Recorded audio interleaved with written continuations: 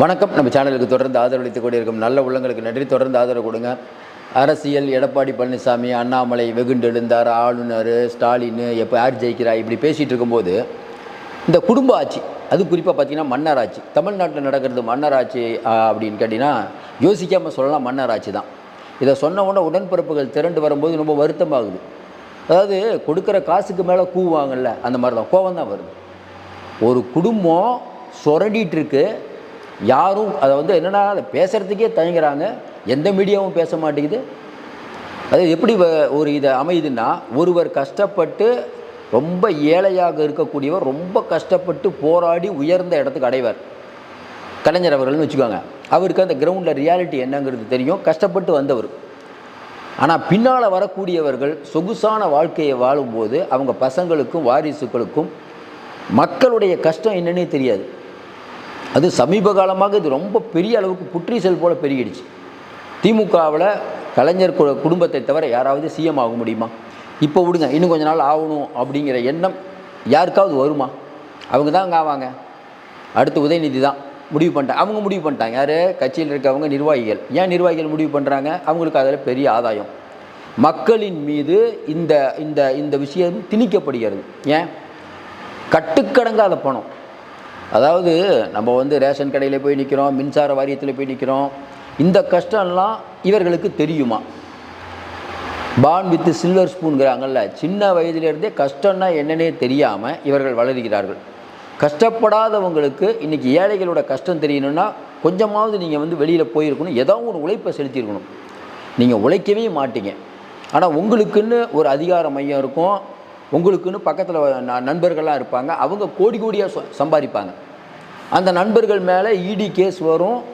உடனே உயர்நீதிமன்றம் இல்லை அவங்க வீட்டை நீங்கள் சோதனை நடத்துறது தடைன்னு சொன்ன உடனே உடன்பிறப்புகள் கமெண்ட், நீதி ஜெயித்து விட்டதுன்னு. ஊருக்கே தெரியும் என்ன நடந்துட்டுருக்குன்னு. உயர்நீதிமன்றம் இந்த உத்தரவை இவ்வளோ பெருசாக கொண்டாடுறாங்க பாருங்கள். நம்ம ஏன் கோவம்னா, மக்கள் யாருக்காவது ஒருத்தருக்கு இவங்க மேலே கோவம் இருக்கான்னா வெகுஜன மக்களுக்கு கோவம் இருக்குது. என்ன பண்ண முடியும்? ஆல்டர்னேட்டிவ் எங்கே? இன்றைக்கி திமுக அப்படிங்கிற ஒரு குடும்பம் கலைஞர் அவர்கள் இருக்கும்போது அவர் கஷ்டப்பட்டு வந்தார். அதன் பிறகு வரக்கூடிய ஸ்டாலின் அவர்கள் ரொம்ப நாளாக அவர் அந்த பதவியிலிருந்து எந்த பதவியிலிருந்து அப்பா மூலியமாக வளர்ந்தார். அதுவே நமக்கு தப்பு. ஏன்னா நீங்கள் என்ன தான் அப்பா மூலியமாக வளர்ந்தாலும் மற்ற அமைச்சர்கள் இவரை விட திறமையான எவ்வளோ அமைச்சர்கள் இருக்காங்க. கொஞ்சம் நல்லா யோசனை பாருங்கள். இப்போ தமிழ்நாட்டு அமைச்சரில் டக்குன்னு நம்ம ஞாபகம் வருது என்ன? பிடிஆருக்கு ஓரளவுக்கு எல்லா விஷயமும் தெரியும், நிதித்துறையை சரியாக கையாள்வார், இப்படி நிறைய அமைச்சர்கள் இருக்காங்க. அதாவது நிர்வாக ரீதியாக இவரை விட சிறந்தவர்கள் எவ்வளோ பேர் இருக்காங்க. ஸ்டாலினை விட சிறந்தவர்கள் யாரும் இன்றைக்கி அமைச்சரவையில் இல்லையா? கொஞ்சம் யோசனை பாருங்கள். ஆனால் ஸ்டாலினுக்கு மட்டும் ஏன் முக்கியத்துவம்? கலைஞர் அவர்களுடைய பையன். கலைஞர் அவர்கள் பையங்கிறது இருக்கிறதுனாலேயே இன்றைக்கி பெரிய அறிவு திறன் உள்ளவர்கள் கூட இன்றைக்கி அவர்கிட்ட அடிபணிஞ்சே ஆக வேண்டும். இல்லைன்னா பிழைக்க தெரியாத ஆள்னு ஒதுக்கி வச்சுருவாங்க. அவ்வளோதான். இது ஜனநாயகத்துக்கு நல்லதா? இதை நம்ம என்னையாவது யோசிச்சுருக்கோமா? கேட்டால் உதயநிதி ஸ்டாலின் தேர்தலில் நின்று தானே ஜெயித்தாங்கன்னு. அவர் தேர்தலில் எப்படி நின்று ஜெயிச்சாருங்கிறது ஒரு பெரிய கதை. அவர் எதிர்த்து நின்னது பாட்டாளி மக்கள் கட்சி என்ன பண்ணாங்க எல்லாம் தெரியாமையாக இருக்குது. அப்போ இவர்களுக்குள், அதாவது அரசியல் கட்சிகளுக்குள்ளே ஒரு பெரிய டீலிங். நான் என் பையனை நிறுத்தும் போது நீ நிறுத்தாத, உன் பையனை நிறுத்தும் போது நான் நிறுத்த மாட்டேன். நீ கோடி கோடியாக கொள்ளடி, என் ஆட்சிக்கு வந்தோன்னா உன்னை ஒன்றும் பண்ண மாட்டேன். நான் கோடி கோடியாக கொள்ளடிப்பேன், நீ ஆட்சிக்கு வந்தால் நான் ஒன்றும் பண்ண மாட்டேன். என் ஆட்சியில் நீ டெண்டர் எடு, உன் ஆட்சியில் நான் டெண்டர் எடு. சாமானிய மக்கள் 10 ரூபா 20க்கெல்லாம் அல்லோலப்பட்டு ஒன்று வேணாங்க, 1000 ரூபாய் உரிமை தொகை.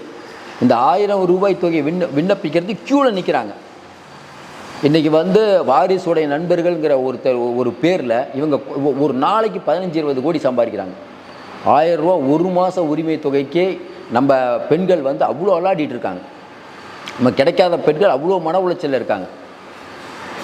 அந்த டைமுக்கு வரலைன்னா எவ்வளோ மன உளைச்சல் இருக்குது. பென்ஷன் வாங்குறவங்க கொஞ்சம் யோசனை பாருங்கள். இப்படி பல பேர் கஷ்டப்பட்டுட்டு இருக்கும்போது வேலையே பார்க்காம சில பேர் சொகுசாக இருக்கிறத எப்படி அனுமதிக்க முடியும்? இன்னும் எவ்வளோ நாள் தான் அனுமதிக்க போகிறோம்? நீங்கள் சொல்லலாம், என்னங்க அதெல்லாம் ஒன்றும் பண்ண முடியாதுங்க. ஆமாம், ஏன்னா இந்த மறுபடியும் சொல்கிற மாதிரி இன்றைக்கி தேர்தல் சிஸ்டம் அப்படிங்கிறத நம்ம ஒரு உயரத்தை அடைய வேண்டும். தேர்தலில் உயரத்தை அடையணும். நீங்கள் இப்போ நீங்கள் நம்ம புதுசாக ஒரு கட்சி ஆரம்பித்து முதலமைச்சராக போகிறேன்னு யாராவது சொன்னால் நீங்கள் என்ன நினைப்பீங்க? புதுசாக கட்சி ஆரம்பித்து முதலமைச்சராக போகிறீங்களா? அது எப்படிங்க ஆக முடியும்? அடுத்த கேள்வி என்ன? அதானே என்ன காரணம்? எடுத்தோன்னே என்ன சொல்லுவீங்க? சரிங்க, உங்கள்கிட்ட பணம் இருக்கா அப்படிங்கும்போது பணம் அப்படிங்கிறது இன்றைக்கி ஒரு மையப்புள்ளி ஆகிவிட்டது. எவ்வளோ பேர் சகாயம் ஐஏஎஸ் சொல்லிகிட்டே போகலாம். நம்ம கண்ணு முன்னால் எவ்வளோ பெரிய மாணிக்கங்கள் இருக்காங்க. ஆனால் அவர்களுக்கு நம்ம முக்கியத்துவம் கொடுப்போமா? ஒன்று வேணால் மணல் பிரச்சனையை சொல்கிறதுக்கு, அவர் கல்குவாரி பிரச்சனையை சொல்கிறதுக்கு கோர்ட்டுக்கு போகணும். அதுக்கே நம்ம போலீஸை கொடுக்கல, அதுக்கப்புறம் தான் கொடுக்குறோம். ஏன்னா கொடுக்க வேண்டிய இடத்தில் அவர்கள் இருக்கிறார்கள். அதிகாரம் முழுக்க ஒரு இடத்துல கூஞ்சிருக்கு. திடீர்னு பார்த்தா இல்லைங்க, கலைஞருடைய கொள்ளு பேரன் வந்து ஒரு டைரக்டர் ஆகிட்டார், ஒரு அவங்க கம்பெனி அவங்க ஆக்குறாங்க. இதுதான் முன்னோட்டம். சரி, அவரை பற்றி நம்ம பேச வேணாம். இப்போ அடுத்த இதை பற்றி பேசுவோம், திமுகவை பற்றி பேசுவோம்.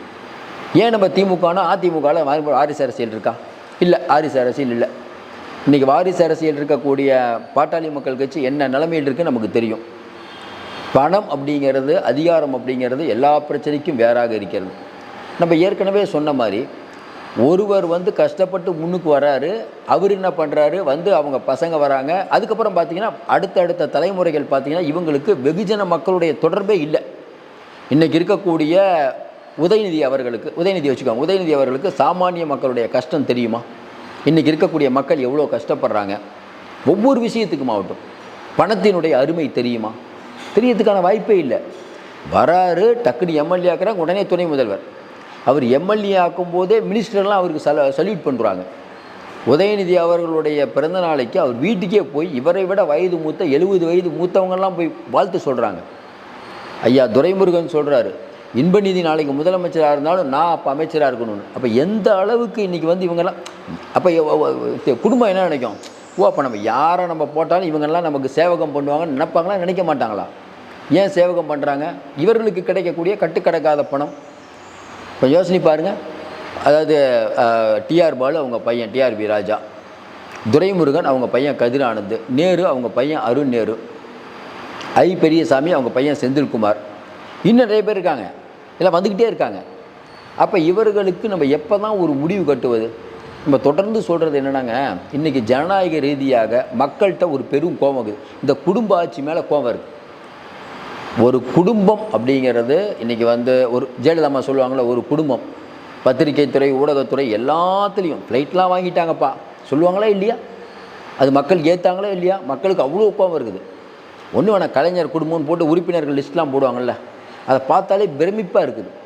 முதல்ல ஒரு ஆளாக இவர்கள் வருகிறார்கள், அப்புறம் பார்த்திங்கன்னா பல கிளைகளாக இவர்களுடைய பிடியில் ஒட்டுமொத்த தமிழகம் இருக்கிறத எப்படிங்க ஏற்றுக்க முடியும்? இப்போ நம்ம என்ன சொல்கிறோம்?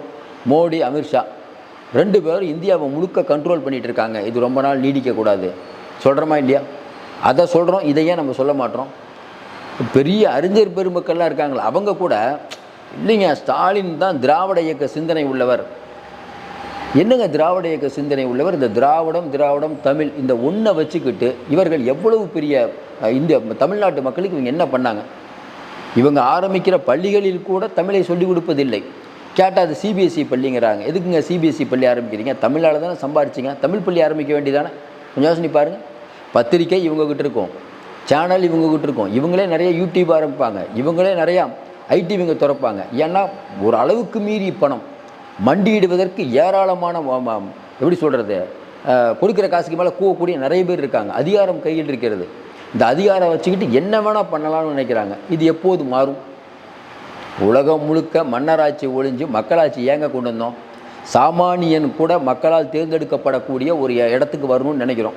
சினிமாவில் தான் சாத்தியமாகுது. திடீர்னு இப்போ என்ன இன்னொரு ஒரு சிக்கல் என்ன? இப்போ ஒருத்தர் வராரு, அவர் உண்மையிலேயே மக்களுக்கு நல்லது பண்ணாலும் அந்த நல்லதை வந்து வெளியில் கொண்டு போகிறது எது? மீடியா இன்றைக்கி வந்து பெய்டு ப்ரொமோஷன் ஆகிடுச்சு. பெய்டுனா நீங்கள் காசு கொடுத்தீங்கன்னா உங்களை பற்றி புகழ்ந்து போடுவாங்க. பாபுவுடன் ஒரு நாள் பார்த்துருப்பீங்க, சென்னையில் இருக்கக்கூடிய எம்எல்ஏவுடன் ஒரு நாள், முதல்வருடன் ஒரு நாள்னு போய் இப்போ எம்எல்ஏக்களுடன்லாம் ஒரு நாள். ஏன்னா எம்எல்ஏக்கள்கிட்ட காசு சேர்ந்துருச்சு. எம்எல்ஏக்கள் என்ன முதல்ல ஒரு கவுன்சிலர் ஆகிறாங்க, அங்கே ஒரு கட்டிங்க எம்எல்ஏ ஆகிறாங்க. எம்எல்ஏ ஆன உடனே அவங்களுக்கு மிகப்பெரிய வசதி வருது. வசதி வந்தவுடனே என்ன ஆகுதுன்னா, இந்த கட்சி இல்லைன்னா இன்னொரு கட்சி, அவ்வளோதான். காசு ஏகப்பட்டது கொடுது. சரி வழக்கு வழக்கு போடுங்க. நான் முகுல் ரோஹித்தியோ கபில் சிபில் மாதிரி 22 லட்சம் 30 லட்சம் பணம் கொடுத்து வக்கீலை வைக்கக்கூடிய சக்தி என்று இருக்குது. அப்படியே கேஸ் போட்டிங்கன்னா எவ்வளோ நாளுங்க ஆகும்? அது பாட்டுக்கு போகுங்க, 20-30 வருஷம் போகும். நீங்கள் எப்போ போறீங்கன்னா அந்த கட்சிக்கு நாங்கள் மாறி போயிடுவோம். பிஜேபிக்கு போனால் பிஜேபியில் எடுத்து விட்ருவாங்க, காங்கிரஸுக்கு போனால் காங்கிரஸில் எடுத்து விட்ருவாங்க, முடிஞ்ச கதை. அப்போ இவர்களுக்குன்னு ஒரு கொள்கை கூட இல்லை. பிரேமலதா அவர்கள் கட்சியில் பிரேமலதாவா, அவங்க தம்பி சுதீஷ், அவங்க பையன், இதுதான் கட்சி. அந்த பக்கம் பார்த்தீங்கன்னா ஐயா ராமதாஸுக்கும் அன்புமணி ராமதாஸுக்கும் சண்டை. ஒரு அளவுக்கு மேலே பணம் சேர்ந்தால் பிரச்சனை. இப்போ சன் டிவி குடும்பம் என்னாச்சு, 2 பேருக்கும் அண்ணன் தம்பிக்குள்ளே சண்டை. இந்த அதிகாரம் பணம் கட்டுக்கடங்காமல் போகும்போது நிம்மதியும் போயிடும். இந்த பணத்தை சேர்க்கணும் எங்கே கொண்டு போய் வைக்க போகிறாங்கன்னு தெரியல. நம்ம இது சொன்ன உடனே உடன்பிறப்புகள் திரண்டு வருவாங்க, மக்கள் அவர்களை பார்த்து கொண்டு இருக்கிறார்கள். நம்ம பேசுகிறது சரியா இல்லையா, நீங்களே கொஞ்சம் யோசனை பாருங்கள். இன்றைக்கி இருக்கக்கூடிய சூழ்நிலையில் அடுத்து இப்போ வரக்கூடிய சட்டமன்ற தேர்தல் அடுத்து திமுக ஜெயிச்சா என்ன ஆகும்? இப்போ ஏன் நம்ம இவ்வளோ தூரம் யோசிக்கிறோம்னா, திமுக ஜெயிச்சா என்ன ஆகும்? அதே ஸ்டாலின், ஓகே, ஸ்டாலின் அவர்களே முதலமைச்சராக இருப்பாரா? கொஞ்ச நாளில் அவங்க பையனுக்கு வருவாரானா பையனுக்கு வரதுக்கான வாய்ப்பு இருக்குது. இல்லை ஸ்டாலினே இருக்கட்டும், ஸ்டாலினுக்கு பிறகு அதுக்கு அடுத்த தேர்தலில் இவங்ககிட்ட இருக்கக்கூடிய பணம் இன்னொன்று இப்போவே ஸ்ட்ராங் ஆகிட்டாங்க. இன்னொரு 5 வருஷம் இவங்ககிட்ட கொடுத்தீங்கன்னா இன்னும் ஸ்ட்ராங் ஆகிடுவாங்க. நம்ம என்ன சொல்கிறோம், அதிமுக மட்டும் யோக்கியமான கட்சியான்னு கேட்பாங்க. அதுவும் நம்ம இல்லை. கடந்த காலங்களில் அதிமுக ஜெயலலிதாம்மா பண்ண பல விஷயங்கள் முரண்பாடுகள், அடித்த கொள்ளை ஏராளம். அதனால் தண்டிக்கப்பட்டவர்கள் சிறையிலலாம் இருந்தாங்க, மாற்று கருத்து இல்லை. முன்னாள் அமைச்சர்கள் மேலே நிறைய பேர் மேலே ஊழல் குற்றச்சாட்டு இருக்குது, அதையும் நம்ம மறுக்கலை. ஆனால் ஒருத்தருக்கே நீங்கள் கொடுத்தீங்கன்னா அது ஒரு அதிபர் ஆட்சி மாதிரி ஆயிரும். அப்போ அவங்க என்ன நினைப்பாங்க, நம்ம இவ்வளோ தூரம் மக்களுக்கு வாரிசை கொண்டு வரோம், அதுக்கும் கம்முன்னு இருக்காங்க. இன்னொரு வாரிசை சின்ன பையன் அவரை மதுரையில் ஜல்லிக்கட்டு கூப்பிட்டு போகிறோம், எல்லோரும் எஞ்சி நிற்கிறாங்க, அவர் உட்கார்றாரு, அதுக்கும் மக்கள் சுரணம் இல்லாமல் இருக்காங்க. ஏப்பா ஒரு அதிகாரியை போய் எழுப்பி விட்டுட்டு அவரை உட்கார்றாரு அப்படிங்கிற குறைஞ்சபட்ச ஒரு தன்மானம் கூட இல்லை. இவங்களை எவ்வளோ அடித்தாலும் தாங்குவாங்க. 1000 ரூபா உரிமை தொகை கொடுத்துட்டோம், பஸ் பயணம் இலவசமாக கொடுத்துட்டோம், யார் வீட்டு காசை கொடுக்குறீங்க? மக்கள் வீட்டு பணம் தான் கொடுக்குறீங்க. நாங்கள் அனைவருக்கும் அதை கொடுத்தோம் இதை கொடுத்தோம், எனக்கு ஒன்றும் புரியல. எல்லா ஆட்சியும் தான் சொல்கிறோம், அதை கொடுத்தோம் இதை கொடுத்தோங்கிறீங்க, யார் ஆட்சியில் கொடுத்தீங்க? மறுபடியும் நம்ம சொல்கிறோம், இன்றைக்கி ஒரு சோசியல் ஜஸ்டிஸ்னால் என்னங்க? எல்லோருக்கும் எல்லாம். தகுதியுள்ளவர்கள் ஒரு நாட்டை ஆண்டாதாங்க நாடு நல்லாயிருக்கும். தகுதியுள்ளவர்கள் வருவதற்கான தடை இப்படித்தான் இருக்கிறது. நீங்களே ஃபிக்ஸ் பண்ணிடுறீங்க, இவர் தான், இவருக்கு அப்புறம் இவர் தான். அது எப்படி நீங்கள் ஃபிக்ஸ் பண்ணுவீங்க? அவருக்கு என்ன அனுபவம் இருக்கிறது? இப்போ திமுக துரைமுருகன்லேருந்து பேச்சாளர்கள் எவ்வளோ பேர் பேசுகிறீங்க, அவர்களுக்கு மனசாட்சி இல்லை, கொஞ்சம் யோசிக்க மாட்டாங்க. அது எப்படிங்க ஒரு வேலையுமே பார்க்காம, தமிழகத்துக்கு ஒரு பங்களிப்புமே பண்ணாத, 1% கூட உடல் உழைப்பு செய்யாத, எந்திரிக்கிறது சொல்கிறாங்கல்ல. இப்போ பத்திரிக்கையில் வர செய்தி என்ன, காலையிலேயே எந்திரிக்க மாட்டாங்க, எந்திரிக்கிறத 4 மணிக்கு தாங்க எந்திரிக்காங்க. ஒரு நாளைக்கு இத்தனை பேர் தான் பார்க்கணுங்கிற ஒரு கட்டாயம் இருக்குதுங்க, அவ்வளோதான் பார்ப்பாங்க. மற்றதெல்லாம் அவங்களுடைய ஃப்ரெண்ட்ஸ் பார்ப்பாங்க. டாஸ்மார்க்கு இல்லைங்க, டாஸ்மார்க்கில் அவங்க ஃப்ரெண்ட்ஸ் தான் எல்லா வேலையும் பண்ணுவாங்க. கல்குவாரி அது மாப்பிள்ளை எடுத்துக்குவார். கல்குவாரி மாப்பிள்ளை, சினிமானா இவர், அதுன்னா அது, குடிநீர்னா அவங்க, ரியல் எஸ்டேட்னா அவங்க. இப்போ சாமானிய மக்களுடைய நிலை என்னங்க? இது ஏன் யாரும் பேச மறுக்கிறோம்? ஒன்றும் புரியவே இல்லையே. கூட்டணி கட்சிகள் திமுகவுடைய அடிமைகளாகி ரொம்ப நாள் இருக்குது. ரொம்ப வருத்தத்தோடு சொல்கிறோம். கம்யூனிஸ்ட் இயக்கங்கள்லாம் சின்ன விஷயத்துக்கு எவ்வளோ போராடுவாங்க. தொழிலாளர்களுக்கு எதிரான அடக்குமுறை இருக்குது. சென்னையில் பொது போக்குவரத்து இன்றைக்கி அரசு இருக்குது, உங்களுக்கு தெரியும். அங்கே தனியார் பேருந்துகளை கொண்டு வரணுன்ட்டு கொடி அசைச்சு வச்சாச்சு. கம்யூனிஸ்ட் இயக்கங்கள் என்ன பண்ணுச்சு? பட்டியலின மக்களுக்கான கொடுமை நடக்குது, வேங்கைவேல் அநியாயம் நடக்குது, கண்டமங்கலத்தில் அநியாயம் நடக்குது, புதுக்கோட்டத்தில் வடகாட்டில் பிரச்சனை நடக்குது. திருமாவளவன் தொடர்ந்து சொல்லிட்டு இருக்காரு, எங்களுக்கு கொடிக்கம்பம் நட முடியல, அது நட முடியலன்னு சொல்லிக்கிட்டே இருக்காரு. ஆனால் திமுக விட்டு வரமாட்டாரன். ஏன்? பாசிசம் அடிக்கணுமா? சரி, பாசிசம் சொல்லி எவ்வளோ நாளும் நீங்கள் திமுகவை தோளில் சுமக்க போகிறீங்க. சரி, அப்படியே திமுக பிஜேபி எதிர்ப்பு அப்படிங்கிறதுல உறுதியாக இருந்தால் ஏன் லோக் ஆயுக்தாவுக்கு போனார், நிதி ஆயோக் கூட்டத்துக்கு போனார், போய்ட்டு மோடி அதுக்கு பர்சனலாக சந்திக்கிறாரு? இது திருமாவளவன் மனசாட்சிக்கு தெரியாது, சண்முகம் அவர்கள் மனசாட்சிக்கு தெரியாது. சார், நீங்கள் 2-3 சீட்டு வாங்கிக்கிட்டு அங்கே போகிறதுனால என்ன சார் சாதிச்சிங்க? ஒன்று.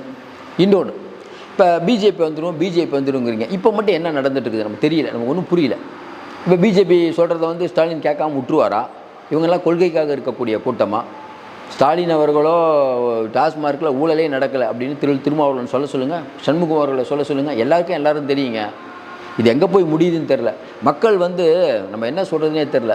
இப்போ நம்ம நிறைய பேர் கேட்பீங்க, ஏங்க விஜய் ஏன் நீங்கள் வரட்டும்னு ஏன் சொல்கிறீங்கன்னு கேட்பாங்க. மறுபடியும் சொல்கிறோம், இந்த 2 ஆட்சியும் பார்த்துட்டோம். அவர் ஏதோ சொல்ல வராது, சொல்கிறதுக்கு முன்னாடியே அவரை தடை போடுவது எந்த விதத்தில் நியாயம்? உண்மையிலே நம்ம விஜய்கிட்ட தான் நிறைய எதிர்பார்த்தோம். ஆனால் பார்த்தீங்கன்னா கிரவுண்டில் இறங்கலங்கும் போது என்னங்க இவர் கிரவுண்ட்லேயே இறங்க மாட்டுறாரு, வருத்தம் இருக்கிறது. விஜய் மேலே நமக்கு நிறைய வருத்தம் இருக்குது. ஆனால் புதுசாக யாரும் வந்துடக்கூடாது. விஜயாவது அவர் உழைச்ச பணத்தில் வந்து செலவு பண்ணுறாருங்க. நீங்கள் அப்படியா? எப்படி சரியாக வரும்?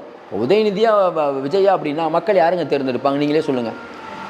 உதயநிதி அவர்கள் வந்து இல்லை திராவிட இயக்க சிந்தனையில் ஊறியவர், விஜய்க்கு ஒன்றும் தெரியாதுன்னு சொல்ல போகிறீங்களா? நமக்கு ஒன்றும் புரியல.